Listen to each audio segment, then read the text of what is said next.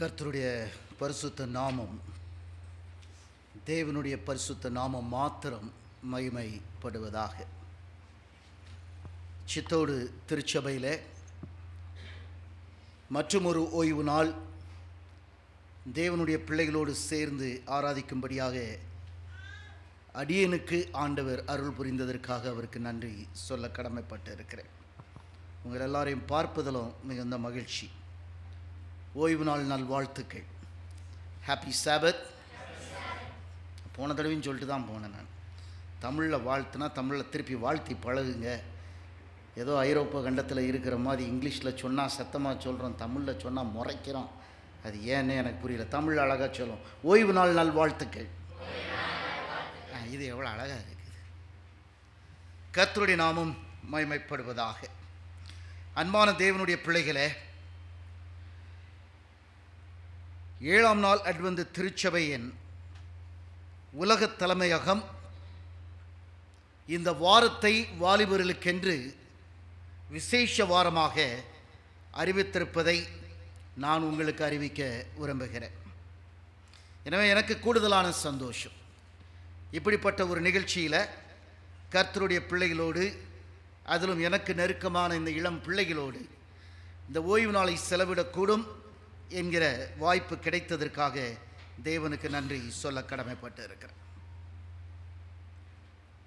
ஒரு சிறிய அனுபவத்தோடு நான் செய்தியை துவங்க விரும்புகிறேன். ஒரு சிலருக்கு தெரிந்திருக்கும்னு நினைக்கிறேன். போதகர் ஜான் மெல்கி தெரியுமா உங்களுக்கு? போதகர் ஜான் மெல்கி எனக்கு ரொம்ப சிறந்த நண்பர். அவர் ரொம்ப நெருங்கின நண்பர். பள்ளிக்கூட நாட்கள்லேருந்து ஒன்றாகவே வளர்ந்தோம். அதிகமான நகைச்சுவை உணர்வு கொன்ற ஒரு ஊழியக்காரர். காலேஜில் படிக்கும்போது, ஸ்பைசர் காலேஜில் படிக்கும் பொழுது ஞாயிற்றுக்கிழமைகள் தோறும் அங்கே ஒரு சந்தை உண்டு. சோர் பஜார் என்று ஒரு சந்தை உண்டு. இந்த சோர் பஜார், சோர் என்று இந்தி மொழியில் திருடன் அப்படின்னு அர்த்தம். அப்போ சோர் பஜார்னா என்ன பஜார்? வெரி குட், திருட்டு பஜார். தம்பி தேவதாஸ் தான் டக்குன்னு சொல்கிறாப்புல. ஏன்னா அனுபவம் நிறைய இருக்குது. திருட்டு சந்தையில் எங்களுக்கு என்ன வேலை அப்படின்னு நீங்கள் பார்க்குறதுலே தெரியுது. அங்கே எங்கேயோ திருடப்பட்ட பொருட்கள், அது நம்ம பாஷையில் சும்மா ஆட்டையை போட்டு கொண்டு வருவாங்க, அங்கே வியாபாரம் பண்ணுவாங்க. நமக்கு கையில் காசு இல்லாத நாட்கள் அதெல்லாம். அதனால் அப்படியே சுற்றி வர்றதுக்கு தான் போவோம், வாங்குறதுக்குன்னு எவனும் போக மாட்டான். சுற்றி வரும்போது பார்த்தா ஏதாவது ஒரு பொருள், ரொம்ப அழகான ஒரு பொருள் கிடைச்சிடும். ரொம்ப சீப்பான ஒரு ரேட்டில் கிடைக்கும். கடையில் வாங்கினா பல மடங்கு அதிகம் இருக்கும். அதனால இந்த சோர் பஜாருக்கு போயிட்டு வரோம். அப்படி ஒரு முறை நானும் என்னுடைய நண்பனும் போய் அப்படியே சும்மா சுற்றி வரோம். அப்போ ஒருத்தர் விற்றுக்கிட்டு இருந்தார் ஒரு ஜோடி ஷூ, கருப்பு ஷூ, லெதர் ஷூ. அப்படி ஷைன் ஆகி பளன்னு இருந்துச்சு. அதை பார்த்தோன்னே என்னுடைய நண்பனுக்கு அந்த இடத்த விட்டு அசைய முடியல. நான் என்கிட்ட சொன்னான், மக்கா அந்த ஷூ ரொம்ப அழகாக இருக்குது. நான் சொன்னேன், காசு இருக்கா? இல்லை, ஆனால் ஷூ அழகாக இருக்குது. அவனே திருடிட்டு வந்திருக்கான், இனி அவன்கிட்ட நம்ம திருடிட்டு போகணுமாடா? வாங்கிறதுக்கு காசு இருந்தால் நம்ம பேசுவோம் அப்படின்னு சொல்லி, இல்லை சும்மா பேசி பார்ப்போம் அப்படின்னு 2 பேரும் பேசுகிறோம். அவன் ஏதோ ஒரு ரேட்டு சொன்னதுலேருந்து அவனை குறைச்சி பேரம் பேசி கடைசியில் 40 ரூபாயா லைக்கச்சா அப்படின்ட்டான். 40 ரூபா எடுத்துகிட்டு போயா அப்படின்னு. 40 ரூபாய்க்கு ஷூ லைஸ் மட்டும் தானே வாங்க முடியும். பலன்னு ஒரு லெதர் ஷூ கிடைக்குது அப்படின்னோடனே, விட்டக்கூடாதரா இதை அப்படின்னா 40 ரூபாய்க்கு என்ன பண்ணுறது? சுற்றி முற்றும் பார்த்தா எங்களை மாதிரி வெட்டியாக நிறைய பேர் சுற்றிட்டு இருப்பான் ஸ்பைசர் காலேஜுக்காரங்க. அதனால் அதில் 2 பேரை பிடிச்சி அவன்கிட்ட போய் கெஞ்சி கூத்தாடி 40 ரூபா கடன் வாங்கி இந்த ஷூவை வாங்கிட்டு வந்துடுறேன். என் நண்பனுக்கு சரியாக பொருத்தமான ஒரு ஷூ. நான் சொன்னேன்ல, ரொம்ப நகைச்சுவை உணர்வு உள்ளவன். முதல் ஓய்வு நாளுக்கு மட்டும்தான் அந்த ஷூவை போட்டு என் நண்பன் நடந்தார் ஹாஸ்டல் காரிடாரில். இப்படி ஏன்டா அப்படி நடக்கிற அப்படின்னா, இப்போ பாரு, கொஞ்ச நேரத்தில் பாரு, வர்றவன் போகிறவன்லாம் அந்த ஷூவை பார்த்துட்டு, ஹே மெல்கி, நியூ ஷூ. எங்களை மாதிரி ஆட்களை கல்லூரியில் எல்லாருக்கும் தெரியும். பார்க்குறவங்களாம் கேட்டவொன்னே என் நண்பனுக்கு அப்படி ஒரு பெருமை, எல்லார் கவனத்தையும் இருக்கிறோமே அப்படின்னு சொல்லி. சில ஓய்வு நாட்கள் கடந்தது. இந்த நிகழ்ச்சியெல்லாம் மறந்து போச்சு. இன்னும் ஒரு ஓய்வு நாள் ஆலயத்திற்கு சென்றிருந்தோம். ஆலயம் முடிஞ்சோடனே மதிய உணவுக்காக கேஃபிட்டீரியா போயிருந்தோம், உணவகத்திற்கு போயிருந்தோம். நல்லா மழை பிடிச்சிச்சு, சரியான மழை. ஆனால் அந்த வயசில் மழைக்காகலாம் நிற்கணும் அப்படின்லாம் தோணாது. சாப்பிட்டு முடிச்சுட்டோம், மழை பெஞ்சிட்டே. அந்த மழையின் வழியாக நாங்கள் தண்ணீர்கள் வழியாக ஓடி ஹாஸ்டலுக்கு வந்து சேர்ந்தோம். நனைஞ்சு எல்லாத்தையும் தொட்டுக்கிட்டுன்னு ஒழுகிறதெல்லாம் கீழே தட்டி விட்டுட்டு ரூம்குள்ளே போகிறதுக்கு முன்னால் எவ்வளவு கீழே விழுமா உள்ளட்டும் அப்படி நிற்கும் போது என் நண்பனுடைய ஷூவை பார்த்தேன். ஒன்று கருப்பு கலர், இன்னொன்று ப்ரௌன் கலர். அவன் நல்ல கலர் சாயத்தை பூசி அழகாக பழன்னு அதில் வேக்ஸ் பண்ணி என்ன போட்டானோ தெரில. வாங்கும் போது ரெண்டும் கருப்பாக இருந்துச்சு. மலையில் ஓடிட்டு வந்தோன்னே அதனுடைய உண்மை வெளியே வந்துருச்சு. அப்போ நான் என் ஃப்ரெண்ட்டை சொன்னேன், மாப்பிள்ள இப்போ மாட்டிட்டு அதே மாதிரி நடடா, நாள் நடந்த பற்றியா அப்படி நட அப்படின்னு சொன்னது ஞாபகத்துக்கு இருக்குது. ஏன் இந்த அனுபவத்தை உங்களோட பகிர்ந்து கொண்டேன் அப்படின்னா,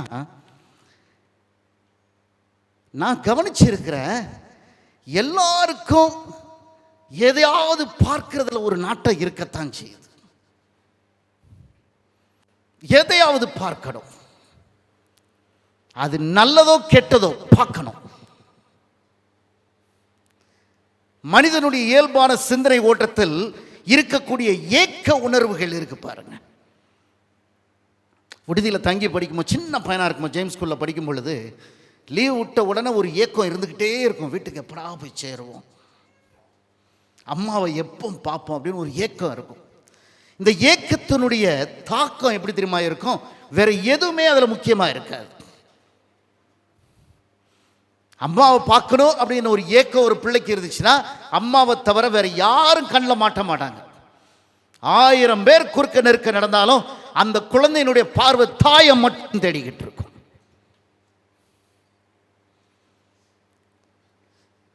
என்னுடைய செய்தியின் தலைப்பு, எனது ஏக்கமே எனது நோக்கம். வேற வழி கிடையாது. ஆனா என்னுடைய கேள்வி என்னன்னா, என்ன ஏக்கம் இருக்கு நமக்கு? எதற்காக ஏங்கி கொண்டே இருக்கிறோம்? இருந்தா நல்லா இருக்குமே, எனக்கு கிடைத்து விட வேண்டுமே அப்படின்னு சொல்லி என்ன ஏக்கம் இருக்கு நமக்கு? அன்பான தேவனுடைய பிள்ளைகளை, இன்னைக்கு செய்தி இந்த ஏக்கத்தின் வாயிலாக எழும்பக்கூடிய பார்வையின் வாயிலாக ஏற்படக்கூடிய நிகழ்வுகள், அதனுடைய முடிவு, இதுதான் நம்மளுடைய சுருக்கமான செய்தி. இங்கே இதில் போட்டிருக்கிறது பார்த்துருப்பீங்க, சுடர் ஏற்றுவோம், இக்னைட்டிங் த ஃப்ளேம். நேற்று இதை பார்த்தோன்னே எனக்கு சிரிப்பாக ஒரு யோசனை வந்துச்சு. அப்படின்னா என்ன அர்த்தம் தமிழில் சொன்னால், கொளுத்தி போடுங்கன்னு சொல்கிறாங்க. இந்த கொளுத்தி போடுங்கன்னு சொன்னோன்னா அது ரொம்ப ஒரு நெகட்டிவான ஒரு வாக்கியம் நமக்கு. கொளுத்தி போடுறதுனா என்னது? அதுக்கு வேறு பாஷையை கேட்கல. அப்படின்னா என்னது? எங்கேயா போய் கோல் சொல்லிட்டு அலையிறது, அப்படி தானே? நிம்மதியாக இருக்கிற இடத்துல கொளுத்தி போட்டு போயிட வேண்டியது. அவன் சண்டை போட்டு சேர்க்கிறது, நம்ம நின்று வேடிக்கை பார்க்கறது. செய்கிறோமாம்மா நம்ம?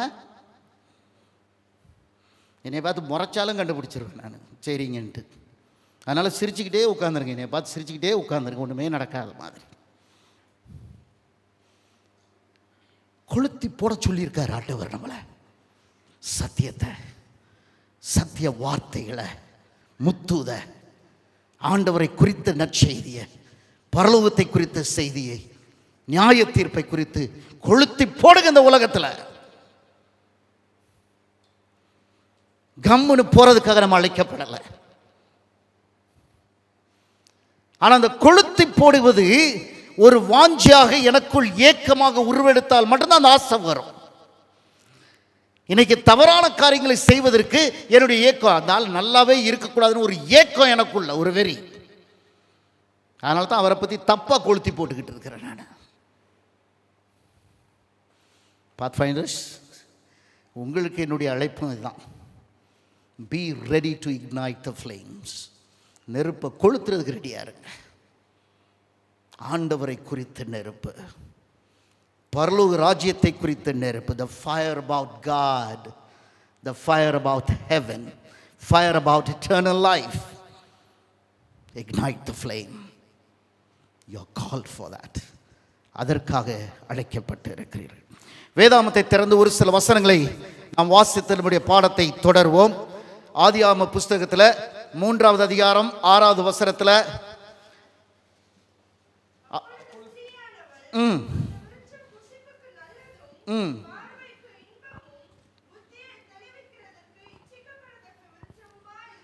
பார்த்தீங்களா, நம்மளுடைய முதல் தாய். இந்த பார்வை செய்கிற காரியத்தை நீங்க கவனிச்சு பாருங்க. இந்த முதல் தாய் அந்த கனியை ஆண்டவர் தவிர்த்து விட வேண்டும் என்ற கட்டளையை கொடுத்திருந்தார். ஆனால் அது பார்க்கிறதுக்கு அழகா இருந்துச்சு. இந்த கண்களுக்கு எவ்வளவு வலிமை இருக்குது பாருங்க. ஆண்டவர் சொன்னது தெரியுமா? ஏவாளுக்கு தெரியும். ஆனால் அந்த கண் பார்வையில் விழுந்தது வசீகரப்படுத்தக்கூடியதாக இருந்ததுனால இந்த பெண்ணுக்கு அந்த கனியின் மீது ஒரு ஏக்கம் உருவாயிற்று. ஆதியாகம புஸ்தகம் 19ஆம் அதிகாரத்தில், எல்லா வசனங்களையும் வாசிக்க வேண்டாம், 19ஆம் அதிகாரத்தில் லோத்து என்கிறவனுடைய மனைவியை குறித்து வேதம் சொல்லுகிறது. ஜீவன் தப்ப மலைக்கு ஓடிப்போர்கள் பின்னிட்டு பாராதீங்க அப்படின்னு கட்டளை ஆண்டவர் கொடுத்து தூதர்களின் வாயிலாக கையை பிடிச்சி தரதரன்னு இழுத்து மலையில கொண்டு போய் விட்டார். பின்னிட்டு பாராதே என்று தேவனுடைய கட்டளை. ஆனால் வேதத்தில் வாசிக்கிறோம், அந்த பெண் திரும்பி பார்த்தால், விட்டு வந்த லௌகீக சம்பந்தங்களை விட்டு பார்த்தால் உப்பு துணாய் போனாள் என்று பார்க்கிறோம். ஏக்கம், நோக்கம். 2 சாமுவேலின் புஸ்தகம் 11வது அதிகாரத்தில் தாவீது என்கிற ராஜா, தேசத்துக்கு தேசம் யுத்தம் ஒன்று நடந்து கொண்டிருக்கிறது. ஒரு நல்ல மன்னன் யுத்த களத்தில் இருந்திருக்க வேண்டும். இருக்க வேண்டிய இடத்துல இல்லாம ஒரு மேல் மாடியில் உறங்கி கொண்டிருந்தான். எப்படி ஒரு ராஜாவுக்கு யுத்தம் நடக்கும்போது உறக்கம் வரும்? உறங்கி கொண்டிருந்தான். உறக்கம் தெளிந்த பொழுது பலகனில் விழுந்து நடக்கும் பொழுது அங்கு அருகாமையில் நிர்வாணமாய் குளித்துக் கொண்டிருந்த ஒரு பெண்ணை பார்த்தான், இச்சித்தான், பாவம் செய்தான். பார்வை. அன்பான தேவனுடைய பிள்ளைகளே, my pathfinders, I want you to think about it. நீங்க யோசித்து பார்க்கணும், என்ன பார்க்கிறதுக்கு நம்ம விரும்புகிறோம், எதை பார்க்க வேண்டும் என்று விரும்புகிறோம். பெரியவங்களை நீங்க யோசித்து பாருங்க. அது என்ன வேணாலும் இருக்கட்டும். இன்றைய காலத்தில் அருமையான தேவனுடைய பிள்ளைகளே, இந்த கண்ணுக்கு கவர்ச்சிகரமாக இருக்கக்கூடிய காரியங்கள், பொருட்களின் அட்வர்டைஸ்மெண்ட்ஸ், விளம்பரங்களை பாருங்க. அழகு ஒரு முக்கியமான காரணம். இந்த விளம்பரங்களை ஜனங்கள் பார்க்கிறதுக்கு. இன்னைக்கு நம்ம சுற்றுலா போகணுன்னு ஆசைப்படுறோம். எப்படிப்பட்ட இடங்களுக்கு போவோம்? அழகான இடங்களுக்கா, கேவலமான இடங்களுக்கா? சுற்றுலா என்று நாம் தீர்மானித்தால் அது அழகுள்ள இடமாகத்தான் இருக்கும். தவறான காரியங்கள் இன்னைக்கு ரொம்ப அதிர்ச்சி. இந்த மொபைல் ஃபோன்ஸ் இருக்கு பாருங்க, இந்த டிஜிட்டல் பிளாட்ஃபார்மில் நான் சமீபத்தில் ஒரு கட்டுரை வாசித்துக்கிட்டு இருந்தேன். இந்த டிஜிட்டல் ஏரியாவை பற்றி எனக்குலாம் ரொம்ப தெரியாது, எனக்கு புரியவும் செய்யாது. ஆனால் இந்த மாதிரி கட்டுரைகளை வாசிப்பேன், அவசியங்கிறதுனால வாசிப்பேன். அதில் ரொம்ப அதிர்ச்சி என்ன இருந்துச்சு அப்படின்னா, நிறைய பிளாட்ஃபார்ம்ஸ் இருக்குதுன்னு சொல்கிறாங்க. வேறு வேறு காரியங்களுக்கு வேறு வேறு தட்டுகள் இருக்குது. இதில் இந்த பொர்னோகிராஃபி என்று சொல்லுவார்கள் இல்லையா, நிர்வாண படங்கள், அந்த பிளாட்ஃபார்முக்கு மிக அதிகமாக வருகை தருகிறவர்கள் யார் அப்படின்னு நான் வாசிக்கும் பொழுது எனக்கு இருதயம் அப்படி நின்றுச்சு ஒரு நிமிஷம். 89.6% 13 வயதிலிருந்து 24 வயதிற்குட்பட்ட இளைஞர்கள். பிசாசு என்ன செஞ்சிட்டான்? அந்த கேவலத்தையும் அழகாக மாற்றிட்டான் நமக்கு. அதனால் பார்க்கணுன்னு ஆசைப்படுறோம். TV, cinema.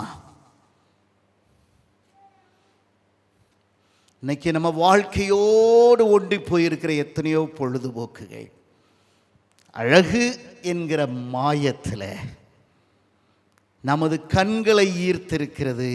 ஏன்னா பிசாசுக்கு தெரியும், இந்த கண்ணு சரீரத்தின் ஒளி, இந்த கண் பார்வை சரி இல்லைன்னா அந்த ஆத்மாவை சாபத்துக்குள்ள இழுக்க முடியும் தெரியும் பிசாசு. என்ன ஏக்கம் நமக்கு? பணம் சம்பாதிக்கணும்ட்டு, பதவி உயர்வு வேணும், எல்லாரும் என்னைய பெருமையாக பேசணும், எல்லாரும் என்னை பார்த்தா பயப்படணும், நான் சொல்றது எல்லாரும் கேட்கணும். இப்படி இன்னைக்கு மனிதனுடைய ஏக்கங்கள். ஏக்கமே நமது நோக்கம். அன்பான தேவனுடைய பிள்ளைகளை, 2 ராஜாக்களின் புஸ்தகம் 5வது அத்தியாயத்தில் நாகமான் குஷ்டரோகியாக ஆண்டவருடைய தீர்க்கதரிசியை வந்து பார்த்து குணம் பெற்று போகும் பொழுது தீர்க்கதரிசிக்கு அநேக அன்பளிப்புகளை கொடுப்பதற்காக வருகிறான். அந்த அன்பளிப்புகளெல்லாம் பார்த்துட்டு தீர்க்கதரிசி சொல்கிறார், இல்லை இல்லை இல்லை, இது தேவன் செய்த காரியம், எதுவும் எனக்கு தேவையில்லை, எடுத்துகிட்டு போயிடலான்ட்டு. கூட இருந்த வேலைக்காரர் இருந்தான் பாருங்க, கேயாசி, அவன் மனசு கேட்கலை. ரகசியமாக ஓடி நாகமானை பார்த்து, ஐயா, என் எஜமான் இப்படித்தான் சொல்லியிருந்தார், ஆனால் இப்படி குறிப்பிட்ட காரியங்கள் அதை மட்டும் வாங்கிட்டு வர சொன்னார். கேயாசிக்கு என்ன நடந்துச்சு நமக்கு தெரியும். இந்த உலக ஆசைகள் எனக்கு பிரியமான தேவனுடைய பிள்ளைகளை, அது பொருளாக இருக்கட்டும், பொன்னாக இருக்கட்டும், பணமாக இருக்கட்டும், பதவியாக இருக்கட்டும், பிறருடைய நன்மதிப்பாக இருக்கட்டும், இந்த உலகத்தை சார்ந்த ஆசைகள், இச்சைகள், காம இச்சைகளாக இருக்கட்டும், எல்லாமே கர்த்தருக்கு அருவருப்பானது என்பது என்று நமக்கு விளங்கப் போகிறது. அதே பரிசுத்த வேதாகமும் ஸ்தேவான் என்கிற இளைஞனை குறித்து சொல்கிறது, கல்லெறிந்து கொலை செய்தார்கள். கொஞ்சம் நம்ம யோசித்து பார்க்கணும். நான் எல்லா இடத்துலையும் சபைகளெல்லாம் நான் சொல்லிக்கிட்டு இருக்கிறேன், ஆலயத்துக்கு போய் வர்றது வந்து இன்னைக்கு ஒரு ஒரு ஒரு அது என்ன சொல்கிறது, ஒரு சம்பிரதாயம் மாதிரி தெரியுது. எனக்கு அப்படி தெரியுது. ஓய்வு நாள் காலையில் ஆலயத்திற்கு போயிட்டு வரணும், இது எனக்கு கற்றுக் கொடுக்கப்பட்ட ஒரு பாடம். அப்படி ஆலயத்துக்கு போயிட்டு வந்து அதில் பிரயோஜனம் கிடையாதுங்க.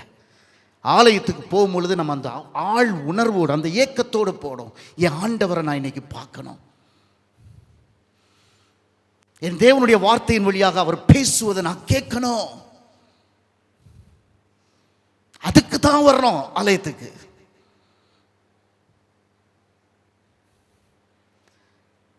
நான் அடிக்கடி என்னை பற்றி யோசிப்பேன். நான் ஒரு போதகருடைய பிள்ளை. என் கூட மேடையிலே தம்பி ஸ்டீஃபன் இருக்கார், அவர் ஒரு போதகருடைய பிள்ளை. இந்த சத்திய சபையில், இந்த சபையை சார்ந்த பள்ளிக்கூடம், கல்லூரியை தவிர வெளியே எங்கே நாங்கள் போகலை. எனக்கு தெரிந்து இப்போ எனக்கு 62 வயது ஆக போகுது. ஆனால் அந்த 61 வருடம் ஒரு ஓய்வு நாள் கூட ஆலயத்துக்கு போகணும் இருந்தது எனக்கு ஞாபகம் இல்லை. பிரயோஜனம் அதைத்தான் நான் யோசித்து பயப்படுறேன். நான் ஒவ்வொரு முறையும் நான் என் ஆண்டவருடைய இல்லத்திற்கு நான் செல்லும் பொழுது என் தேவனை சந்திப்பதற்கு என்கிற ஏக்கத்தோடு நான் போயிருப்பேனே. ஆனால் எல்லாம் காது கொடுத்து கேட்குறீங்களா? அந்த தவிப்போடு நான் போயிருப்பேன் அப்படின்னா என் ஆண்டவர் என்னை சந்திச்சிருப்பார், நான் அவரை சந்திச்சிருப்பேன். இயேசு கிறிஸ்துவை நேருக்கு நேராக சந்தித்த யாரும் ஒன்று மீட்கப்பட்டு ரட்சிப்பில் உறுதி செய்யப்பட்டவர்களாக வாழ்ந்தார்கள், இல்லை ரட்சிப்பை இழந்து நிர்கதியாய் போனார்கள். இது ரெண்டும் கேட்ட இந்த லூக்வார்ம் கண்டிஷன் இருந்திருக்காது. இந்த வெதுவெதுப்பான நிலை இருந்திருக்காது. அப்படின்னா என்ன அர்த்தம்? நம்ம இன்னும் அவரை சந்திக்கலை, ஆனால் வாரந்தோறும் ஆலயம் போயிட்டு வரோம். செல்வின் மோசாஸாகவே இருக்கிறேன் நான். எனக்கு அதில் ஒரு சந்தோஷம். யோசித்து பாருங்க. ஏக்கம். நான் சொன்னேன் இல்லையா, ஹாஸ்டல்லேருந்து வீட்டுக்கு போகும்பொழுது அம்மாவை பார்க்கணுங்கிற ஏக்கம். யார்? எங்கள் அம்மா ரொம்ப சிக்காக இருந்தாங்க. அம்மா ரொம்ப சீக்கிரம் இறந்துட்டாங்க. ஆனால் அம்மா இருக்கும்பொழுது நான் அவங்கள பார்க்கணும். ஒரு சின்ன பையனுக்கு நியாயமாக இருக்குது. என்னெல்லாம் 4 வயசில் ஹாஸ்டலில் போட்டாங்க.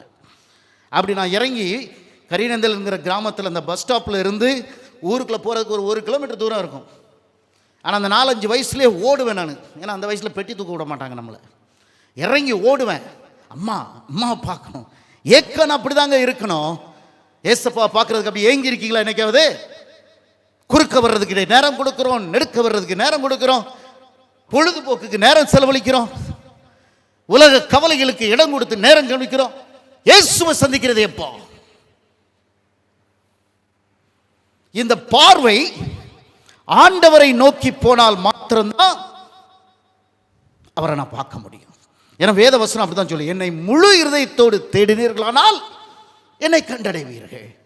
அறகுறை இருதயத்தோடு அவரை பார்க்கவே முடியாது நீங்களும் நானும். எனக்கு பிரியமான தேவனுடைய பிள்ளைகளை, சங்கீதக்காரன் அழகாக ஜெபம் பண்ணார். எல்லாருக்கும் அது மனப்பாடமாக தெரியும். 121 சங்கீதம். எனக்கு ஒத்தாசை வரும் பர்வதங்களுக்கு நேராக என் கண்களை ஏறெடுக்கிறேன், வானத்தையும் பூமியையும் உண்டாக்கின கர்த்தரிடத்திலிருந்து எனக்கு ஒத்தாசை வரனால என் கண் அங்கே ஃபிக்ஸ். ஸ்தேவான் அதைத்தான் செஞ்சார். ஸ்தேவானை அநியாயமாக கொடூரமாக கல்லெறிந்து கொலை செய்தார்கள். எனக்கு பிரியமான தேவ பிள்ளைகள், என் வாலிப பிள்ளைகளை நல்லா கவனிங்க. இன்னைக்கு ஒரு வாலிப பிராயத்தில் வாழ்ந்து வளர்ந்து காட்ட வேண்டிய ஒரு பிராயத்தில் ஸ்தேவானை ஆண்டவர் உண்மையாக இருந்தான் என்கிற ஒரே காரணத்திற்காக கல்லெறிந்து கொலை செய்தார்கள். He was stoned to death. எனக்கு அந்த ஹிஸ்டரியை பற்றி எனக்கு கவலை இல்லை.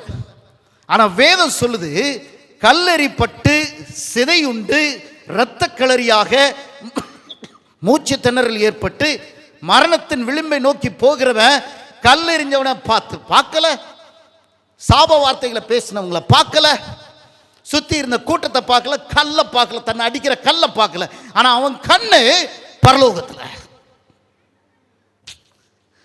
அதுதாங்க பாடம். நடக்கட்டுமே, 1000 அக்கிரமம் நடக்கட்டும், நம்மளை சுத்தி 1000 அநியாயம் நடக்கட்டும், எனக்கு இழைக்கப்படுகிற கேடு எதுவாகவும் இருக்கட்டும், என் பார்வை அங்கெல்லாம் இருக்கணும். ஆனால் நான் இன்னைக்கு என்ன செய்யறேன்? என் கஷ்டத்தை பார்க்குறேன், என் வியாகுலத்தை பார்க்குறேன், என் வியாதியை பார்க்குறேன், ஆண்டவரை மறந்துடுறேன். அதனால தான் புலம்புறேன், அதனால தான் முறுமுறுக்கிறேன், அதனால தான் கோபப்படுறேன், அதனால தான் சண்டைக்கு போகிறேன். நான் உயிரோடு இருக்கிறாருங்கிறது எனக்கு தெரியும். ஆனால் என்னுடைய ஏக்கம் அவரை பார்ப்பதில்லை. நான் நினைக்கிறது நடந்துடணும், இதுதான் நான். அதனால தான் எனக்கு பயம் கொடுத்துச்சு. என்ன ஒரு போதவருடைய பிள்ளை நீ, என்ன வாழ்நாள் முழுசும் ஓய்வு நாளில் சபைக்கு போனேன்னு சொல்றிய, கிறிஸ்துவ பள்ளிக்கூடங்களிலே படித்த நூற்றுக்கணக்கான வசனங்கள் மனப்பாடமாக தெரியும், ஒரு பிரயோஜனம் கிடையாது.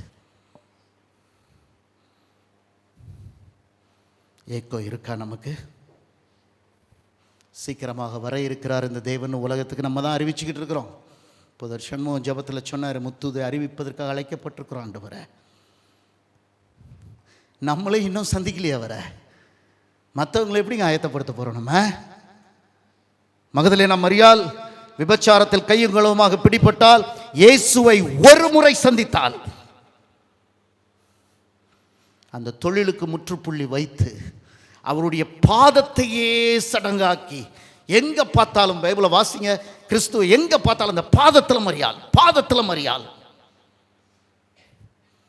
மரித்து உயிர்த்தெழுந்த இயேசு கிறிஸ்துவின் உயிர்த்தெழுதலின் சத்திய செய்தி சீஷர்களுக்கு உலகத்திற்கு அறிவிப்பதற்கு சரியான தூதுவர் இந்த விபச்சார பெண்.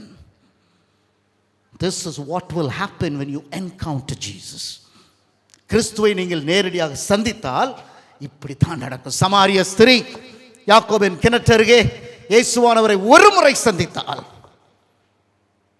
அவள் சொந்த ஊரையே ஆண்டவருடைய பக்கம் திருப்பி இழுத்துட்டு வந்துட்டாள். நம்ம எல்லா இடத்துலையும் இருக்கிறோம், கொஞ்சமாக இருக்கிறோம். நம்ம யாரையும் கூட்டிகிட்டு வர்றதுக்கு ஆசைப்படுறதும் இல்லை, செய்யணும்னு நம்ம நினைக்கிறதும் இல்லை. இயேசுவை சந்திக்கணும் அப்படின்னு நம்ம நினச்சிக்கிட்டு இருக்கோம். இல்லை, கொலைகாரனாக சவுல் வலம் வந்து கொண்டிருந்தானே, தமஸ்குவுக்கு போகும்பொழுது இயேசுவை சந்தித்தான். அதற்கு பிற்பாடு பவுலாக மெருகேற்றப்பட்ட சவுல் அநேக அடிகளை வாங்கினான், காயப்பட்டான், சிறை அனுபவித்தான், கப்பற் சேதத்துக்குள்ளே இருந்தான். ஆனால் புறஜாதிகள் இன்னைக்கு உலகம் பூரா விழித்தெழும்பி கிறிஸ்து என்று ஒரு இரட்சகர் இருக்கிறார் என்று அறிந்ததற்கு காரணம் அந்த கொலைகாரன். இயேசுவை நேர்முகமாக சந்தித்து, ஏக்கத்தோடு சந்தித்து, அவர் சொல்வதை ஏற்றுக்கொள்ளாமல் திரும்பி ஏமாற்றம் அடைந்தவர்கள் உண்டு. அந்த ஒரு பணக்கார வாலிபனை குறித்து வேதம் சொல்லுது. ரட்சிக்கப்படுவதற்கு என்ன செய்யணும் அப்படின்னு ஆர்வத்தோடு தான் வந்து கேட்டான். அந்த சொன்ன கற்பனைகளை கைக்கொள், அதை சின்ன வயசுலேருந்து செய்கிறேன் அப்படின்னா. உன்ட்ட ஒரு குறை இருக்குப்பா, இப்போது உனக்கு உண்டானவைகளை விற்று தரித்திரது கொடு, அதுக்கு பின்னாடி என்ன செய்ய, என் பின்னவான். உண்மையான ஏக்கம் அந்த ரட்சிப்பு தான் அப்படின்னு இருந்துருந்துச்சுன்னா அவன் சந்தோஷமாக போயிருப்பான், சகையு மாதிரி சந்தோஷமாக போயிருப்பான். ஆனால் வேதம் சொல்லுது, அவன் மிகுந்த வருத்தத்தோடு தலை குனிந்தவனாக போயிட்டான். நஷ்டம், இழப்பு, நித்திய மரணம். எனக்கு பிரியமான தேவஜனமே, இந்த நாளிலே நாம் இங்கு அமர்ந்திருக்கக்கூடிய இந்த மணித்துளிகள் நமது பார்வை எங்கே இருக்கிறது என்பதை நிச்சயமாக நாம் கணக்கில் வைத்து பார்க்க வேண்டும்.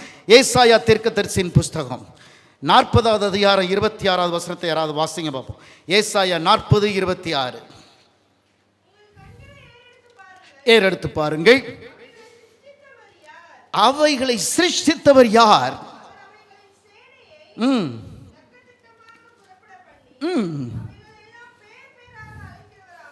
ஆமாம், பார்த்தீங்களா எப்படிப்பட்ட ஒரு ஆண்டவர் நம்முடைய ஆண்டவர். அவரை பார்க்கறதுக்கு நம்ம பார்வை மேலே போகணுமே. இன்னொன்று உலகத்தின் அலங்கோலங்கள், இந்த உலகத்தின் அவலட்சணங்கள், இந்த உலகத்தின் அநீதிகள், இதைத்தான் பார்க்கறதுக்கு நம்ம கண்ணு போய்கிட்டே இருக்கு. சங்கீத புஸ்தகம் 123வது சங்கீதம், சங்கீதம் 123 முதல் 2 வாக்கியங்களை வாசிக்கிறேன். பரலோகத்தில் வாசமாய் இருக்கிறவரே, உம்மிடத்திற்கு என் கண்களை ஏறெடுக்கிறேன். இதோ வேலைக்காரரின் கண்கள் தங்கள் எஜமானின் கையை நோக்கி இருக்குமாய் போலவும், வேலைக்காரியின் கண்கள் தன் எஜமாட்டின் கையை நோக்கி இருக்குமாய் போலவும், எங்கள் தேவனாகிய கர்த்தர் எங்களுக்கு இரக்கம் செய்யும் வரைக்கும் எங்கள் கண்கள் அவரை நோக்கி இருக்கிறது. நம்ம வாழ்க்கையில் என்னைக்காவது இந்த ஒரு சாட்சி இருக்கா நமக்கு? ஆமாய்யா, கஷ்டம் இருக்கியா, எனக்கு வேதனை இருக்கியா, கசப்பு இருக்கியா, ஆனால் என் கண்கள் என் ஆண்டவர்கிட்ட இருந்து ரட்சிப்போர், நான் அவரையே பார்த்துருக்கிறேன். அன்பான தேவனுடைய பிள்ளைகளை, வேத வாசிப்பாக வாசிக்கப்பட்ட வசனம், எனக்கு பிடித்தமான வேத வசனங்களில் முதன்மை பகுதியில் இருக்கின்ற ஒரு வசனம், எபிரேயரின் புஸ்தகம் 12வது அதிகாரம் 1 வாக்கியம். ஆகையால் மேகம் போன்ற இத்தனை திரளான சாட்சிகள் நம்மை சூழ்ந்து கொண்டிருக்க, பாரமான யாவற்றையும், நல்லா கவனிங்க ஆண்டவருடைய வசனத்தை. எனக்கு மாத்திரம் இல்லைங்க, நிறைய பேருக்கு இந்த வசனம்லாம் மனப்பாடமாக தெரியுங்கிறது எனக்கு தெரியும்.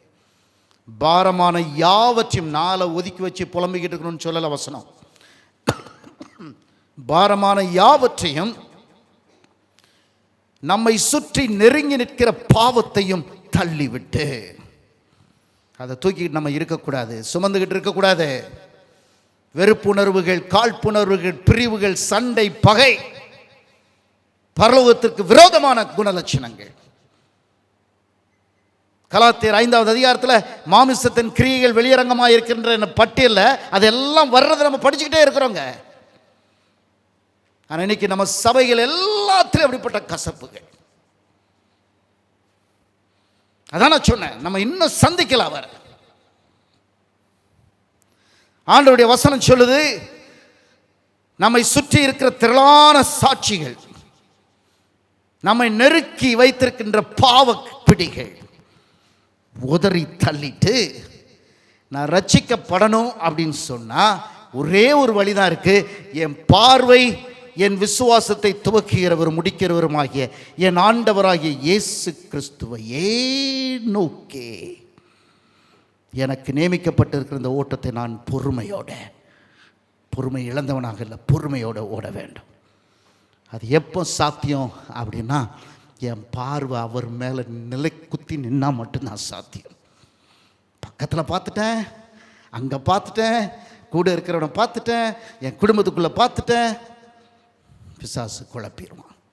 குழப்பி வச்சிருக்கிறான் இன்னைக்கு நம்மளை. எனக்கு அருமையான தேவனுடைய பிள்ளைகளை, ஆண்டவர் ரொம்ப அழகாக சொன்னார், உங்கள் கண்கள் உங்கள் சரீரத்தின் ஒளியாக இருக்கிறது. அது நல்லா இருந்துச்சுன்னா நல்லா இருக்கும், அது கேவலமாக மாறிடுச்சுன்னா கேவலமாக மாற்றிடும். என்ன பார்த்துக்கிட்டு இருக்கிறோம்? எது நம்முடைய ஏக்கமாக இருக்கிறது? எது நம்முடைய நோக்கமாக இருக்கிறது? எனக்கு பிரியமான தேவனுடைய பிள்ளைகளை, கர்த்தருக்கென்று சுடர் ஒளிகளை ஏற்ற வேண்டிய கடமை நமக்கு இருக்குது. முதல்ல நாம் எரிய ஆரம்பிக்கணுமே. விசுவாசத்திலும் ஆவிக்குரிய அனலிலும் கொழுந்து விட்டு எரிகிற ஒரு தீபமாக நான் மாறினால், என்னை ஐயா அருள்தாஸ் ஐயா என்னை ஒட்டி உலக பரவ ஆரம்பிச்சிட்டாருன்னா அந்த தீபம் அவரை பற்றிக்கும். ஏன்ட்டே இல்லையே, இருட்டில் இருக்கிறேன் நான். பிற அவர் கூட உரசன ஒரு சண்டை தான் வரும். அதான் இன்னைக்கு நம்ம பிரச்சனை. ஆனால் சத்திய வசனம் தெளிவாக சொல்லுது, ஜெயிக்க வேண்டும் என்றால் விசுவாசத்தை துவக்குகிறவர் முடிக்கிறவருமாய அவரை மாத்திரம் நோக்கி. மலைப்பிரசங்கத்தில் இயேசுவனை ரொம்ப அழகாக சொன்னார் இல்லையா? உங்கள் பொக்கிஷம் எங்கே இருக்குதோ, நல்லா சொல்லுங்க, சத்தமாக சொல்லுங்க, உங்கள் பொக்கிஷம் எங்கே இருக்குதோ அங்கே தான் என்ன இருக்குது? நம்ம இருதயம் இருக்குது, நம்ம சிந்தனை இருக்குது, நம்ம கவனம் இருக்குது. அந்த பொக்கிஷம் ஆண்டவராக இருந்தால் தானே கவனம் அங்கே போகும். தான் எனக்கு உலக கௌரவம் ரொம்ப முக்கியமாக இருக்கு, பிற மனுஷன் கொடுக்க வேண்டிய மரியாதை எனக்கு ரொம்ப முக்கியமாக இருக்கு.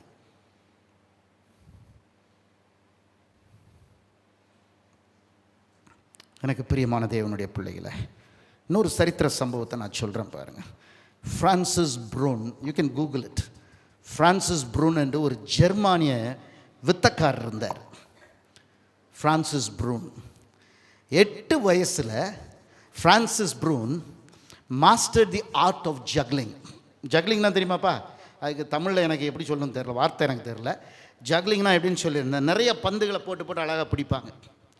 இல்லை இந்த வளையங்கள் சின்ன சின்ன ரிங்ஸ் இருக்கும். ஆமாம், என்ன வித்த? மோடி வித்தையா? அவர் கோச்சுக்க போகிறார் பிரதம மந்திரி. மோடி வித்தை, சரி வித்தமா அது. அப்போ நமக்கெல்லாம் ஒரு பந்தை பிடிக்கிறதே பெரிய சிக்கல், அப்படி தானே? ஒரு பந்தை தூக்கி போட்டு 4 தடவை தடப்படாங்கிறது. ஆனால் ஃப்ரான்சிஸ் ப்ரூன் 8-9 வயசில் எல்லாருடைய அட்டென்ஷனையும் கவர ஆரம்பிச்சிட்டார்.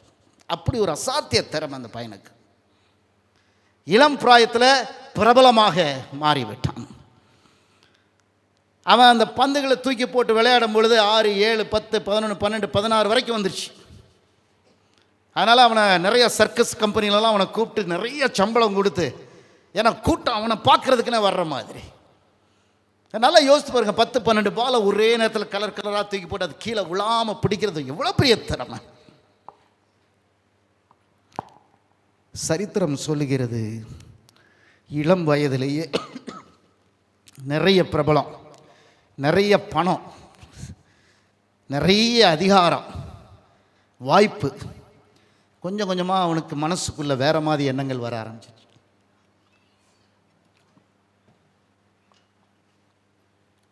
அவனுடைய தாளந்துகள் மீது அவனுக்கு ஒரு அசாத்திய தைரியம், நம்பிக்கை. ஆனால் சம்பாத்தியம் ஒரு இடத்துல இருக்கக்கூடிய சூழ்நிலை இல்லை. அவனுக்கு உலகத்தின் பல்வேறு இடங்கள்லேருந்து அழைப்பு வர ஆரம்பிச்சிச்சு. அப்போ அவன் முடிவு பண்ணானா, நான் இது வரைக்கும் சம்பாதிச்சிருக்கிற ஆஸ்தி எல்லாம் நான் வேற மாதிரி மாற்ற போகிறேன்னு சொல்லி ஒரு பொன் வியாபாரியை சந்தித்து அவரிடம் பேசி 3 தங்க ஆப்பிள்களை செய்ய சொன்னான். சம்பாதிச்சிருந்த எல்லா பணத்தையும் அந்த ஆபரணக்காரன்ட்ட கொடுத்து 3 கோல்டன் ஆப்பிள்ஸ். இந்த வித்தக்காரனுடைய சம்பாத்தியம் முழுசு இப்போ அந்த 3 ஆப்பிளில் இருக்குது. அதை எடுத்து ஒரு பையில் போட்டு நான் சம்பாதிச்சுக்கணும், நம்ம திருப்பி சம்பாதிச்சிக்கலாம். ஆனால் நான் போகிற இடத்தெல்லாம் இதை பத்திரமா என் கூடயே கூட்டு போயிடும், நான் எங்கேயும் விட்டுட்டு போக தேவையில்லை அப்படின்னு அந்த பொண்ணு மேலே இருந்த சாத்திய பிரியம், தன் மேலே இருந்த நம்பிக்கை, சம்பாதிச்சிக்கலாம் கூடுதலாக எனக்கு அப்படின்னு சொல்லி நம்பிக்கையில் ஒரு முறை ஒரு கப்பலிலே நியூசிலாந்து தேசத்தை நோக்கி அவன் பயணித்து கொண்டு இருந்தான். மேல் தட்டில் நின்றுக்கிட்டு இருக்கும்போது அப்படியே கடலை பார்த்துக்கிட்டு இருக்கிறாரு. அந்த பையில் அந்த 3 தங்க ஆப்பிள் இருக்கு. அந்த கப்பலில் பயணித்த ஏதோ ஒரு சிறு பிள்ளை இவன் அடையாளம் பார்த்துருச்சு. That is Bruno up there. ஜனங்கள் இப்போ பார்க்க ஆரம்பிச்சாங்க. ஆமாம், உலக பிரசித்தி பெற்ற வித்தக்காரன் இருக்கிறானே. ஆனால் கொஞ்ச நேரத்தில் தனியாக நின்றுட்டு இருந்தான் அவன். இப்போ கொஞ்ச நேரத்தில் ஒரு கூட்டம் கூட ஆரம்பிச்சிருச்சு. கூட்டம் கூட ஆரம்பிச்சு அவனை பாராட்ட ஆரம்பித்தாங்க, வித்தக்காட்ட சொன்னாங்க. வித்தக்காட்டுறதுக்கு இவன்ட்ட வேற ஒன்றும் இல்லை. அவன் சொன்னான், என்கிட்ட ஒன்றும் இல்லை, பந்து எதுவும் இல்லை அப்படின்ட்டு. உடனே கீழே போய் கிச்சனில் இருந்து ஒரு கூட நிறைய apples, real apples, fresh fruit ஆப்பிள்ஸை கொண்டு வந்து கொடுத்தாங்க. கைவந்த கலை தானே. 1, 2, 3, 4 அப்படி 10, 12 ஆப்பிள் வரைக்கும் போட்டு பிடிக்க கூட்டம் இப்போ சத்தம் போட அந்த கப்பலில் பயணித்த எல்லா மாடியில் இருந்தவங்களும் மேலே வந்துட்டாங்க, மேல் மட்டத்துக்கு வந்து. அப்படி ஒரு கூட்டம் அவனை பார்த்தோன்னா அவனுக்கு ரொம்ப பிரமிப்பு, பெருமை. ஆப்பிள் எல்லாம் கூடையில் எடுத்து வச்சுட்டு இந்த 3 தங்க ஆப்பிள்ஸை வெளியே எடுத்துருக்கிறான். சொல்லவும் செஞ்சுருக்கான். This is my lifetime earning, இது என் வாழ்க்கையின் சம்பாத்தியம். அப்போ அங்கே இருந்த பெரியவங்களாம் ரொம்ப ஞானமாக சொல்லியிருக்காங்க, வேண்டாம் தம்பி அதை வச்சு விளையாட்டணும், அதை பத்திரமா வச்சுக்கப்பா, நீ காட்டுற வித்து அந்த ஆப்பிளை வச்சு காட்டு போகிறார். என்னங்க நீங்கள் 12 ஆப்பிளை போட்டு பிடிக்கிறவனுக்கு ஒரு 3 ஆப்பிளை பிடிக்கிற தெம்பு இருக்காதா அப்படின்னு சொல்லி இந்த ஆப்பிளை போட்டு வித்தை காட்ட ஆரம்பித்தான். இப்போ பார்க்கிறவுடைய கண்கள்லாம் அந்த ஆப்பிளை விட்டு வேறு எங்கேயும் போகலை. இவனும் அந்த ஆப்பிளை பார்த்துட்டு ரொம்ப கவனமாக அழகாக அந்த வித்தையை செஞ்சுக்கிட்டு இருக்கிறான். அந்த மாலை நேரத்தின் சூரிய ஒளியில் அந்த பொன் ஆப்பிள்கள் மின்னுவதும் அழகாக வர்ணித்து கலர் கலராக மின்னுவதும் ஜொலிப்பதும் எல்லாரையும் ஆர்வமாக கவனிச்சானா. எல்லாம் மூச்சை பிடிச்சிக்கிட்டு நிற்கிறாங்க. இவனை தவிர அப்படி ஒரு நம்பிக்கை தன்னுடைய திறமையின் மேலே. ஒரு முறை இந்த ஆப்பிள்களை அவன் சற்று உயரமாக எரிந்து கொஞ்சம் காலம் எடுக்கணும், டைம் எடுக்கணும் அப்படின்னு சொல்லி எடுத்துட்டு அவன் பார்வை அந்த பெருமையில் சுற்றி ரசித்து கொண்ட ஜனங்கள் அவர்கள் முகத்தில் இருந்த பதட்டத்தெல்லாம் பார்த்து ரசிக்க ஆரம்பிச்சிட்டாங்க. அப்படிப்பட்ட ஒரு கட்டத்தில் கப்பல் கடல் மீது போய்கொண்டே இருக்கிறது. கொஞ்சம் அலையில் ஒரு சின்ன தழும்பல். தன் திறமையை நம்பி இருந்த பிரான்சிஸ் ப்ரூன் முதலாவது வந்த ஆப்பிளை பிடிக்க சற்றே தடுமாறினான். கை தவறி முதல் முறை அந்த ஆப்பிள் கீழே விழுது. கீழே விழுந்த உடனே அதில் கவனம் போச்சு. 2வது ஆப்பிள் விழுந்துச்சு. சுதாரித்து எழும்புவதற்கு 3 ஒன்றன் பின் ஒன்றாக விழுந்து உருண்டு கடலுக்குள் விழுந்தது.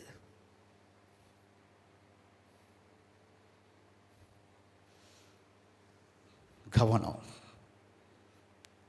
திசை மாறும் பொழுது ஆபத்து தான்.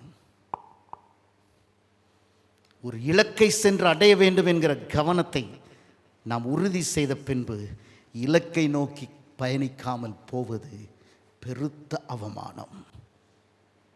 நான் செஞ்சுக்கிட்டு இருக்கிறேன், நீங்களும் செஞ்சுக்கிட்டு இருக்கீங்க. நம்ம எல்லாம் பேசுகிறோம், பரலோகராஜ்யம் ஆண்டவர் நமக்காக ஒரு ஸ்தலத்தை ஆயத்தம் பண்ணி இருக்கிறாரு, ஆயத்தமான பின்பு நான் வருவேன்னு சொல்லியிருக்கிறாரு. வருவார்.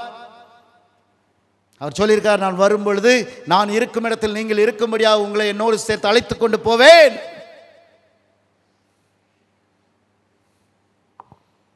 அவர் கூட போகிறதுக்கு சில தகுதிகள் வேணுமே. நம்ம தான் இன்னும் ஆசையாகவே இல்லை, அவரை பார்க்கணுங்கிற ஆசையே இல்லையே நமக்கு. நமக்கு ஆசைலாம் இன்னும் உலகத்தில் தானங்க இருக்குது. நம்ம கவனம் ஃபுல்லாக அந்த உலகத்தில் தானே இருக்குது. எனக்கு பிரியமான தேவ ஜனமே, இந்த உலகத்தில் உள்ள எல்லாம் அழிந்து போகும் என்று வேதத்தில் நம்ம படிக்கலையா? வாசிங்க மத்தேயு 24:35 வாசிங்க. மத்தேயு 24:35 வாசிங்கம்மா.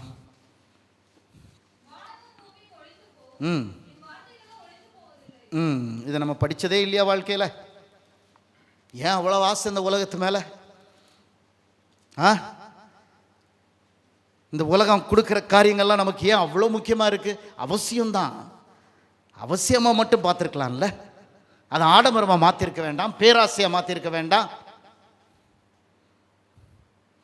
1 பேதுருவின் புஸ்தகம் 2வது அதிகாரம். 1 பேதுருவின் புஸ்தகம் 2வது அதிகாரம்,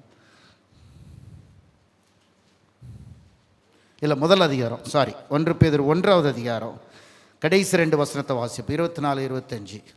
மாம்சமெல்லாம் புல்லை போலவும் மனுஷருடைய மகிமை எல்லாம் புல்லின் பூவை போலவும் இருக்கிறது.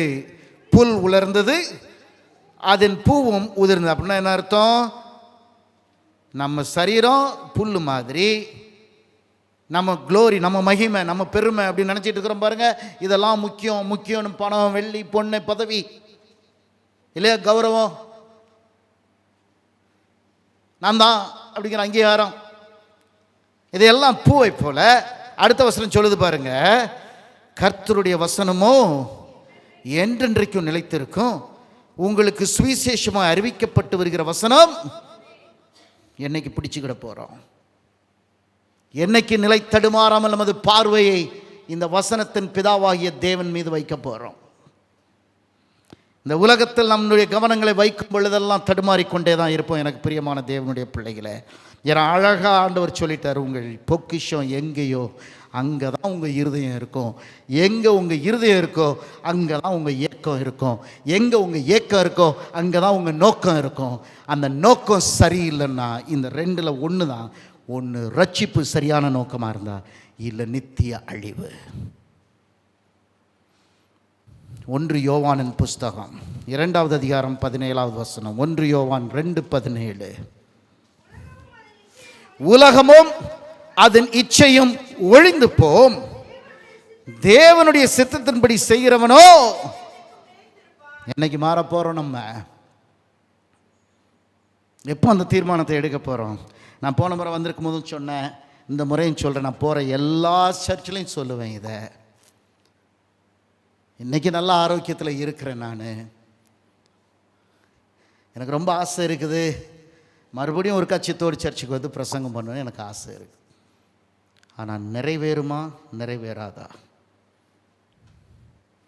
எனக்கு தெரியாது. நான் கொடுக்கின்ற கடைசி தேவ செய்தியாக இது இருக்கிறதுக்கு 100% வாய்ப்பு இருக்கு. This could be my last sermon. எனக்கு மட்டும் இல்லை, நீங்கள் கேட்குற கடைசி செய்தியாக இது இருக்கிறதுக்கு 100% வாய்ப்பு இருக்கு. This could be your last sermon as well. That's how fragile our life is. மனித வாழ்க்கை அப்படிதாம்மா இருக்கு, நொறுங்கி போகுமா இந்த நேரத்தினாலும். கூத்தடிச்சுக்கிட்டே இருக்கிறோமே, ஒரு தீர்மானம் எடுக்காம, ஆண்டவருக்கு என் தேவனுக்காக அவமானங்களை சகிப்பதற்கு நான் ஆயத்தமாக இருக்கிறேன், எனக்காக எல்லாவற்றையும் அவர் சகித்தாரே அப்படின்னு என்னைக்கு நம்ம தீர்மானம் எடுக்க போறோம்? இந்த உலகம் எனக்கு கொடுக்க வேண்டிய அங்கீகாரம் எனக்கு கிடைக்காவிட்டாலும் பரவாயில்ல, என் கண்களை பரலோகத்துக்கு நேராக சீர்புரத்தி அவரை நோக்கி என் ஓட்டம் இருக்கும். என்னைக்கு தீர்மானம் எடுக்க போறோம்? அன்பான தேவனுடைய பிள்ளைகளே, எங்க இருக்கு நம்மளுடைய பொக்கிஷம்? என்னத்தை பார்த்துக்கிட்டு இருக்கிறோம் நம்ம? இந்த மொபைல் ஃபோன் ஒன்று இருக்குது, எப்போ பார்த்தாலும் கண்ணு அதிலேயே இருக்கு. எத்தனை பேருக்கு அந்த நோய் இருக்குன்னு தெரியல. எப்போ பார்த்தாலும் ராத்திரி பகல். நான் நிறைய பயணம் செய்கிறேம்மா. இப்போ பயணிக்கின்ற பேருந்துகள், ரயில்கள், எப்போதாவது ரயிலில் நான் போவேன். லைட்டெல்லாம் அணைச்ச பிறகும்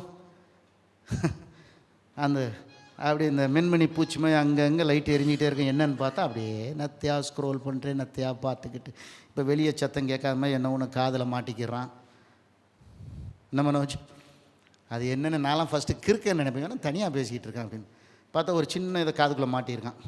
ப்ளூடூத்தா அதுக்கு பேர்? இதெல்லாம் பாடம் படிக்கிற மாதிரி படிச்சிருக்கேன் நான், ப்ளூடூத் அப்படின்னு. மற்றபடி அவன் செவிடனே நினைப்பேன் நான், ஏன்னா வேறு எவன் பேசினாலும் காது கேட்காது அவனுக்கு. எங்கடா போய்கிட்டு இருக்கிறோம் நம்ம?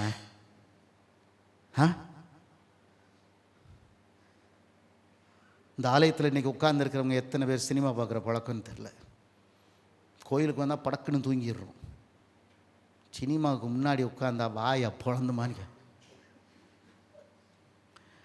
அங்கே இருக்கிறவன் அழுதா இவன் அழுகுறான், அங்கே இருக்கிறவன் இழிச்சா இவன் இழிக்கிறான்.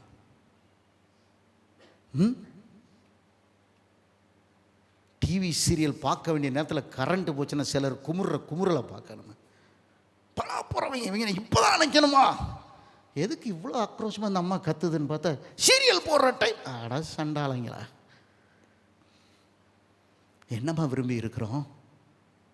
என்ன பார்க்கணுன்னு ஆசையாக இருக்கிறோம்? யாரை பார்க்கணுன்னு ஆசையாக இருக்கிறோம்? எதை எதிர்நோக்கி இருக்கிறோம்? மீதமான திருச்சபை, 7ஆம் நாள் அட்வென்ட் திருச்சபை, நமது நோக்கம் எங்கே இருக்குது? பாடுகளை பார்த்துக்கிட்டு இருக்கிறோமா? இன்றைக்கி என்னுடைய ஊழிய பாதையில், எனக்கு தெரியுங்க நிறையா ஊழியக்காரங்க இருக்கிறாங்க, எங்களுடைய ஊழிய பாதையில் போகிற வர இடங்களெல்லாம் இந்த மாதிரி வேதனைகள் கதை கேட்டு கேட்டு கேட்டு பிசாசு வைத்திருக்கின்ற தந்திரங்களில் ஒன்று நமது வேதனைகள், நமது பாடுகள். ஆண்டவர் சொல்லலையே இந்த உலகத்தில் பாடு இல்லாமல் இருக்குன்னு சொன்னார். அவர் சொன்னார், இந்த உலகத்தில் உங்களுக்கு அநேக உபத்திரவங்கள் உண்டு, ஆனாலும் திடன் கொள்ளுங்கள், நான் உலகத்தை. அதான் நம்ம ஆண்டவர் சொல்லியிருக்காரு. அதான சொல்லியிருக்காரு நம்ம ஆண்டவர். ஏன் நமக்கு அந்த நம்பிக்கை வர மாட்டேங்குது?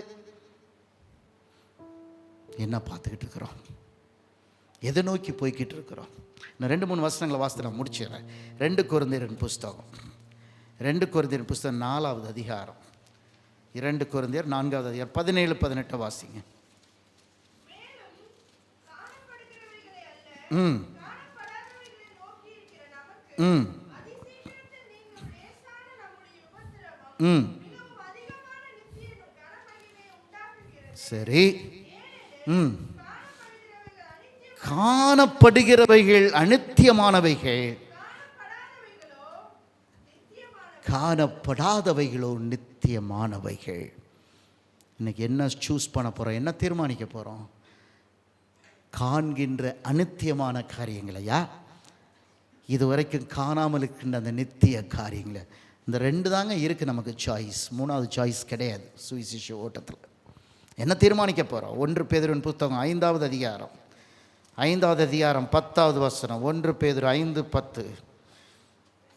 கிறிஸ்து இயேசுவுக்குள் நம்மை தமது நித்திய மகிமைக்கு அழைத்தவராயிருக்கிற சகல கிருபையும் பொருந்திய தேவன் தாமே கொஞ்ச காலம் பாடு அனுபவிக்கிற உங்களை சீர்படுத்தி, ஸ்திரப்படுத்தி, பலப்படுத்தி நிலைநிறுத்துவாராக. அவருக்கே மகிமையும் கனமும். ஆனால் அவர் செய்கிறதுக்கு நம்ம அனுமதி கொடுக்கணும். வலுக்கட்டாயமாக செய்ய மாட்டாருங்க நம்ம ஆண்டவர். வெளிப்படுத்தின 3:20 சொல்லியிருக்கல, இதோ வாசற்படியில் நின்று நான் திறக்கணும்னு விரும்புகிறார் ஆண்டவர். நான் திறக்கிற வரைக்கும் அவர் உள்ள வர மாட்டார். இந்த உலகத்தில் பிடி வச்சிருக்கிற எல்லாரும் நான் சொல்லிடுறேன், ஆண்டவருக்காக இருதயத்தை நம்ம திறக்கவே முடியாது. இந்த பாவ ஆசைகள் இருக்கு பாருங்க, அது எப்படிப்பட்ட ஆசையாக இருக்கட்டும்பா. நம்ம பெரிய பெரிய தப்பு செய்கிறவங்கெல்லாம் பார்த்து கேவலமாக பார்த்துடுறோம். அவங்க செய்கிறது சரின்னு சொல்ல, ஆனால் நமக்கு உள்ளத்துக்குள்ளேயே வச்சிருக்கிறோம் பாருங்க, இந்த தீங்குகளும் கர்த்தருக்கு பிரியமானவைகள் அல்ல. அன்பானவர்களே, எனக்கு தான் தெரியாது. என் மனைவியை நான் எப்படி வேணாலும் ஏமாற்றலாம், என் பிள்ளைகளை என்னை எப்படி வேணாலும் ஏமாற்றலாம், படிச்சுக்கிட்டு இருக்கிற பிள்ளைங்க உங்கள் டீச்சர்ஸை நீங்கள் எப்படி வேணாலும் ஏமாற்றலாம், பாஸ்டர் விசுவாசிகளை ஏமாற்றலாம், விசுவாசிகள் பாஸ்டரை ஏமாற்றலாம். நம்ம எல்லாம் மனுஷர்கள். ஆனால் பரலோக தேவனுடைய பார்வை நம்ம மேலே தான் இருக்குதுங்க. எங்கே போனாலும் நம்மளை பார்த்துக்கிட்டு இருக்கிறார், என்ன செஞ்சாலும் பார்த்துக்கிட்டு இருக்கிறார். இந்த சாய்ஸை நம்ம சரியாக எடுத்தால் அவருடைய பார்வையில் நல்ல அழகான பதிவுகளில் நம்ம விழுந்துருவோம். கேட்டு நம்ம போகிற போக்கிலே போனோம்னா ஜீவ புஸ்தகத்தில் நம்ம பேருக்கு இடம் இல்லாமல் போயிடும். தீர்மானத்தை எப்போ எடுக்கிறது? நாளைக்கு எடுத்துடலாமா? நாளைக்கு எடுத்துடலாமாயா? அன்பான தேவனுடைய பிள்ளைகளை, இப்போ ஆவிக்குரிய தீர்மானங்கள்லாம் எப்போ ஆண்டவர் கருத்தை உறுத்துறாரோ அப்போ எடுத்துகிட்டு கொஞ்ச நேரம் கழிச்சு மாற்றிட்டு போயிடக்கூடாது. ஏன்னா அவர் சொல்லியிருக்காரு, நான் உன்னை சீர்படுத்தி, ஸ்திரப்படுத்தி, பலப்படுத்தி நிலைநிறுத்துவேன். நம்பணும்ல. நம்ம உலக பிரச்சனையே யோசிச்சுட்டு இருந்தால் என்னைக்கு தான் முன்னேற போகிறோம்? பிலிப்பியரின் புஸ்தகம் 3வது அதிகாரம், பிலிப்பியரின் புஸ்தகம் 3வது அதிகாரம் 20-21 ஆகிய வசனங்கள் வாசிக்கிறோம். நம்முடைய குடியிருப்போ பரலோகத்தில் இருக்கிறது, அங்கே இருந்து கர்த்தராய் இருக்கிற இயேசு கிறிஸ்து என்னும் இரட்சகர் வர எதிர்பார்த்து கொண்டிருக்கிறோம். உண்மையாது? உண்மையாப்பா? நம்ம குடியிருப்பு பரலோக ராஜ்யத்தில் இருக்குது. பரலோகத்தின் தேவனாகிய நமது ஆண்டவர் வரணும்னு நம்ம எதிர்பார்த்துக்கிட்டு இருக்கிறோம். இது உண்மையாக இருக்கணுங்க. நம்ம வாழ்க்கையில் உண்மையாக இருக்காதோ இல்லையோ தெரியல, ஆனால் இதுதான் உண்மை. காத்து இருக்கிறோம். அடுத்த வருஷம் என்ன சொல்லுது? நல்லா சத்தமாக வாசிங்க. எல்லாவற்றையும் தமக்கு கீழ்ப்படுத்தி கொள்ளத்தக்க தம்முடைய வல்லமையான செயலின்படியே நம்முடைய அற்பமான சரீரத்தை தம்முடைய மகிமையான சரீரத்திற்கு ஒப்பாக மறுரூபப்படுத்துவார். செய்கிறதுக்கு அவர் ரெடியாக இருக்கிறார். நம்மளுடைய வாஞ்சை எங்கே இருக்குது? நம்முடைய கண் பார்வை எங்கே கவனமாக இருக்குது? எதை பார்க்கணும் நம்ம ஆசைப்படுறோம், எதை நோக்கணும்னு ஓடிக்கிட்டு இருக்கிறோம். உலகத்தில் உள்ள எந்த காரியமாக இருந்தாலும் வேதம் சொல்லுது, மனுஷனுக்கு செம்மையாய் தோன்றுகிற வழிகள் உண்டு, ஆனால் அது முடிவோ மரண வழிகள். So it's not what I feel best. It should always be what my Lord feels best for me. எனக்கு எது சௌரியமாக இருக்குது, சிறப்பாக இருக்கும், நான் யோசிக்கிறதுல புத்திசாலித்தனம் கிடையாது. என் ஆண்டவருடைய பார்வைக்கு எது சரியாக இருக்கும், நமது சிந்தனை அதுவாக இருக்க வேண்டும். சிந்தனைகளை அங்கே பொருத்தணும். நமது ஏக்கம்தான் நமது நோக்கம், மாறாது. நமது ஏக்கம் இயேசுவாக இருப்பார் என்றால், நமது ஏக்கம் பரலோக ராஜ்யமாக இருக்கும் என்றால், நமது ஏக்கம் நித்திய ஜீவனாக இருக்கும் என்றால், எத்தனை லட்ச விபரீதங்கள் என்னை சுற்றி நடந்தாலும் என் திசை மாறாது. ஆதியிலிருந்து அதாங்க உண்மை. நோவாவின் காலத்தில் எத்தனை உத்தமர்கள் இருந்தாங்க சொல்லுங்க? பைபிளை படிச்சிருக்கலான்னு பார்ப்போம். நோவாவின் காலத்தில் எத்தனை உத்தமர்கள் இருந்தாங்க? அது அவர் குடும்பங்க, அவரை விடுங்க, அந்த குடும்பத்தை விடுங்க. என்னம்மா, பைபிளை கரெக்டாக படிச்சிங்களா? எப்படி இருந்துச்சு உலகம்? எப்படி இருந்துச்சு சொல்லுங்க, நான் உட்காந்துறேன். எப்படி இருந்துச்சு உலகம்? சீர்கெட்டு இருந்துச்சு, குடிச்சு கொடுத்து அக்கிரமம் மிகுதியாக இருந்துச்சு. ஆண்டவர் உலகத்தை அழிக்கணும்னு சொன்னார். நல்லவன் யாருமே கிடையாதுங்க. ஆனால் நோவா என்ன தீர்மானம் எடுத்திருந்தார்? நோவா என்ன தீர்மானம்? நம்ம இந்த காலத்தில் சொல்லலாம், அந்த காலம் மாதிரி இல்லை, அந்த எல்லா காலத்திலையும் அப்படிதாங்க. நோவா என்ன தீர்மானம் எடுத்தார்? உலகம் என்னை சுற்றி எப்படி இருந்தாலும் எனக்கு கவலை இல்லை, என் தேவனுக்கு முன்பாக நான் நியாயமாய் நீதி உள்ளவனாய். 120 வருஷம். இன்னைக்கு இங்கே இருக்கிற ஊழியக்காரங்களுக்கு எனக்கும் சேர்த்து சொல்கிறேன், 120 வருஷம் repetition of the same message without any fruits. ஒரு ஆத்மா இல்லாமல் 120 வருஷம். இன்னைக்கு என்னுடைய ஊழிய பாதையில் அப்படி நான் வேலை செஞ்சு ஒரு ஆத்மா கூட கிடைக்கலனாலாம் உடஞ்சு போயிடுவேங்க. ரொம்ப சால்ட்டாக சொல்லிடுறோம். நோவா தேவனோடு சஞ்சரித்து கொண்டே இருந்தார். என்ன அழகான வாக்கியம் தெரியுமா? அதுதாங்க இன்னைக்கு படிச்சிருக்கிறோம். எபிரேயர் 12:1 அதைத்தான் சொல்லுது. அதை செய்கிற தெம்பு இருந்தால் மட்டும்தான் நம்ம போய் சேருவோம். சுற்றி இருக்கிறது சாக்கு போக்கா சொல்கிறது, இது சரியில்லை அது சரியில்லைங்கிறது, என்னை அப்படி வச்சுருந்தா நான் அப்படி இருந்திருப்பேன், என்னை இப்படி வச்சுருந்தா நான் எப்படி இருந்திருக்க மாட்டோம். இதே அயோக்கியனாக தான் இருந்திருப்போம், வேற மாறவே மாட்டோம். மாறணும் அப்படின்னா அது என்னுடைய தனி தீர்மானம். அன்பான தேவனுடைய பிள்ளைகளை, கிருபையின் காலத்தை ஆண்டவர் கொடுத்திருக்கிறாங்க, வீணடிச்சிடாதீங்க. தீர்மானம் எடுங்க. என் பார்வை பரலோகத்தை நோக்கி இருத்தப்பட வேண்டும். அவர் என்னை பலப்படுத்துவார், அவர் என்னை சீர்படுத்துவார். ஏன்னா அவருடைய சித்தத்தின்படி வாழும் பொழுது தான் நான் என்றைக்கும் வாழ முடியும், இல்லை அழிந்து போய் விடுவேன். உங்கள் நோக்கம் என்ன? ஏக்கம் என்ன? நமது ஏக்கமே நமது நோக்கம். கர்த்தர் நம்மை ஆசீர்வதிப்பாராக. ஆமென்.